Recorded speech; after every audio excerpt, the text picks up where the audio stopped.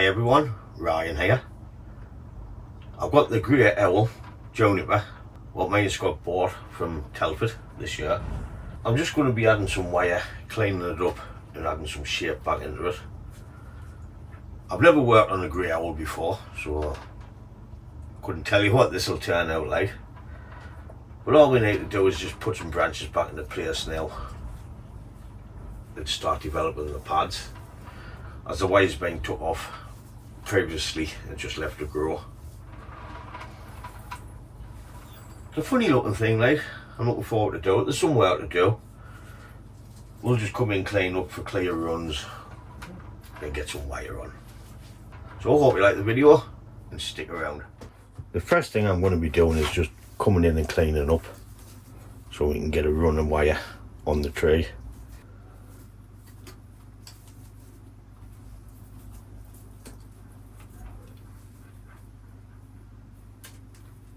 Don't need them on the back. Because once we create our first pad, whatever's under there won't be growing because the next pad on the top will stop the light, so I might as well cut them off now instead of wasting the energy into them what I'm not going to use.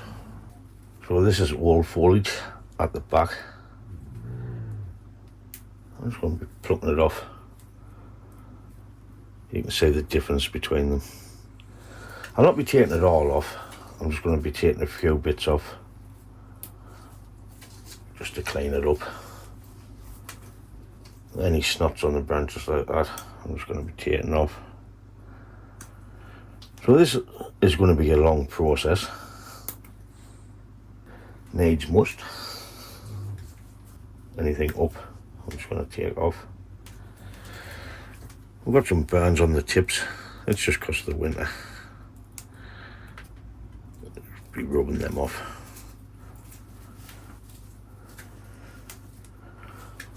So that's pretty much it for this first branch. What I want to clean up on it. If I see anything else while I'm wiring, I'll just remove it while I'm wiring. So I'll work up the tree, then we'll come back once all that's done. Then we'll add some wire. I've cleaned it out as much as I want to go. If I do need to remove anything as I'm wiring, because I will have missed a few bits, I will just clean out. I think this needs to come up a bit, so I'll be putting a heavy wire on this to this branch here, because these are the two I'll be moving. I can't move that thick one, so it's pointless wiring down there. So I'll get these two wired together. I'll just test the wire. It's not going to be thick enough to move that.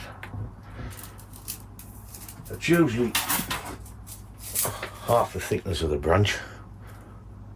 Then you know you've got a good wire to hold it. I usually measure just a bit long.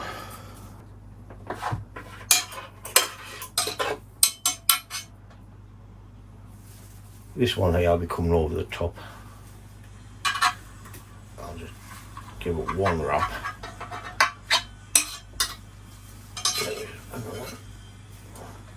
Then I can take this one that way.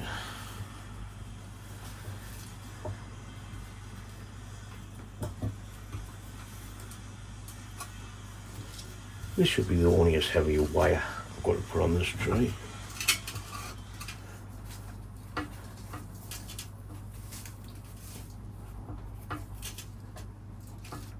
Steady on the back and I come down.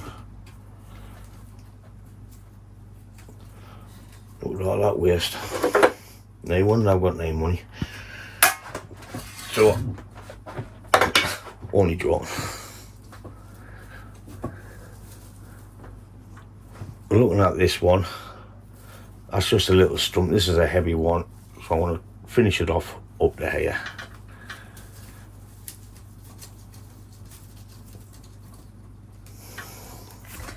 Oh, it's about there.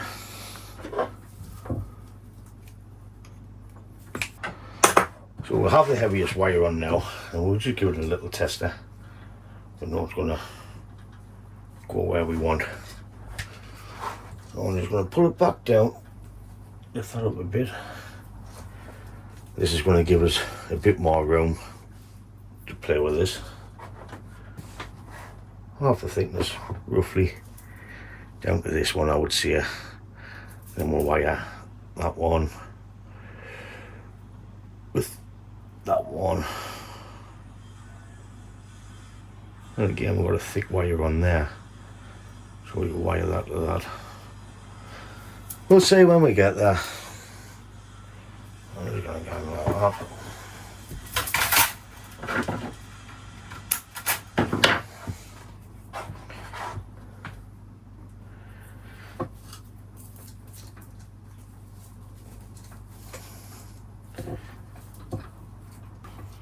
Trying to get it as neat as possible. You don't want it all crossing and looking like a pig's knacker.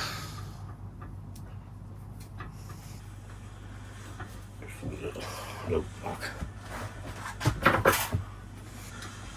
So that can hold all them into place wherever I want to put them.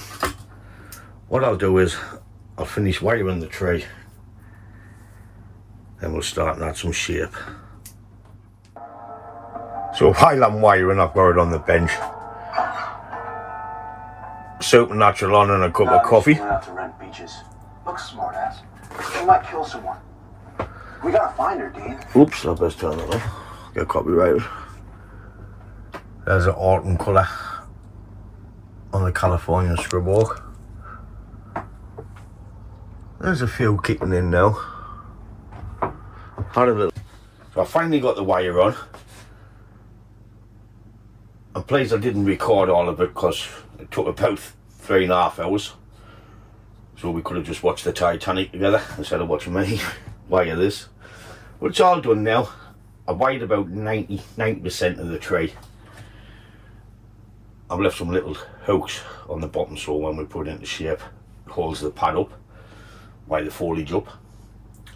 First thing I want to do is clean the trunk and re-lime sulphur it before we start adding shape into the tree. I have been picking a little bit of the bark off because the only way to get like reddish live veins and smooth is to pick the old bark off and peel it off. But I think I've done enough for now. It's for boarding, so I think that'll do us for now for its first styling from me. It'll not look like a finished bonsai because all the pads has got to fill out, but it should look like something, fingers crossed. A little bit soapy water.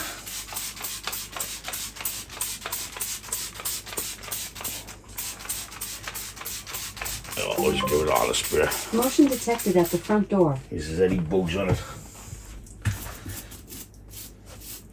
I want to use the wire brush on the dead wood, then I want to use a toothbrush on the bark. I really don't want to be scraping the bark off.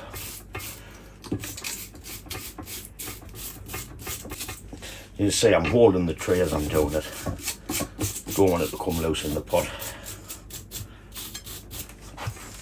Then just the toothbrush. Motion detected at the front door. Quick on the bark there, just to tidy it up a little bit.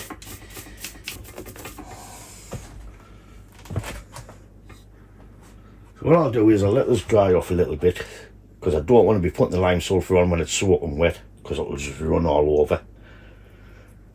So I'll let that dry and I'll get some lime sulphur ready to paint on.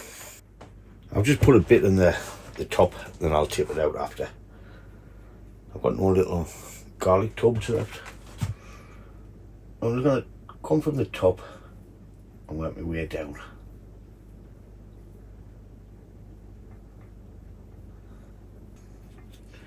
This will get a couple of coats so we can make it nice and white for the winter.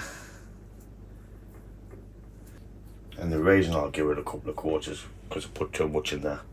And I don't want to fling it. I don't want to throw it away. So what I'll do is I'll let this one dry I'll get a couple of more on and it's time to style the tray. There's a quick look at the wiring. Like I say, it took hours. But I was just chilling with a cup of coffee and watching the telly. So the lime sulphur's drying pretty good now. Before we add some shape into the tree, I think it needs a slight angle change, up and forward. Because when you look at the main trunk, it drops away from you. So if you see up there, goes up and off to the back.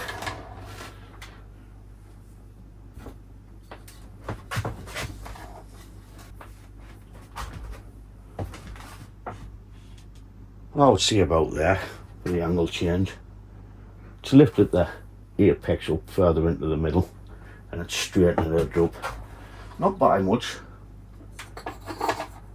but it's brought it up in the centre now and off to, instead of off to the back. As you can see, while I was wiring, I was putting a bit of structure in, setting the bones, as you would see. We'd be starting with this bottom pad, creating like a half a circle, then the same coming up the tray with each pad till we get to the crown.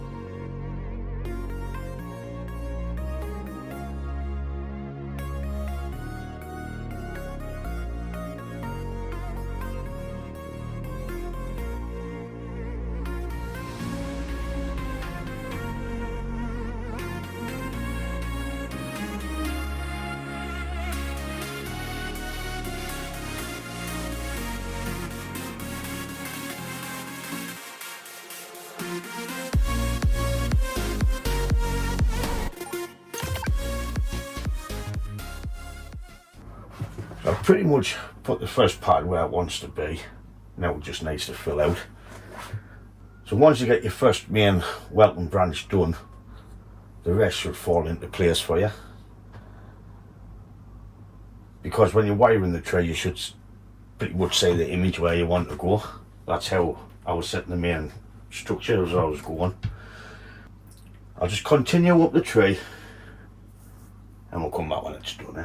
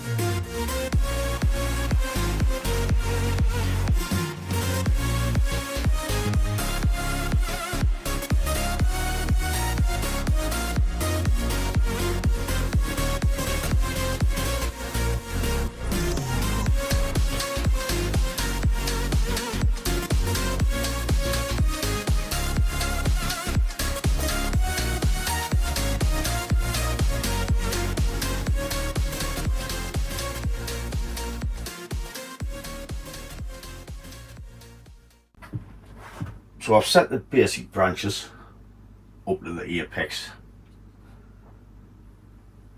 Now it's just the apex, which is the hardest part of the tree to do. I need to try and create some sort of domed apex. Don't want a flat one or a start of a domed. But yeah, apexes are the hardest to do. So let's give it a go and see what we get.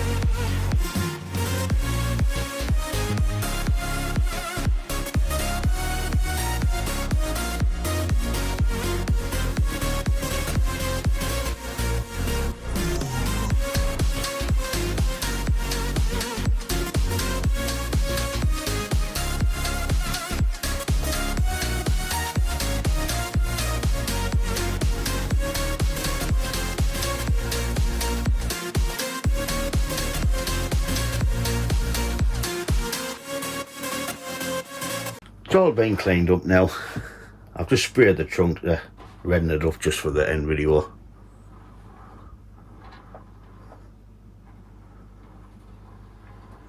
It's a nice tree, this one.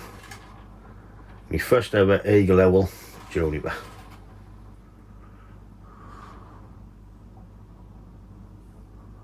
I'm just going to mark the front and the angle.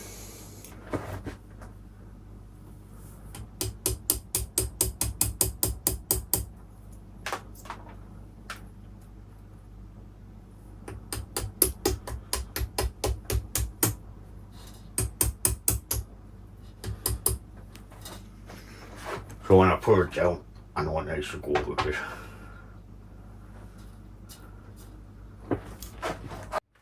Well, that draws us to the end of the video on this Eagle Owl Juniper. This is the first one of the Let's Do Houghton Bonsai trees.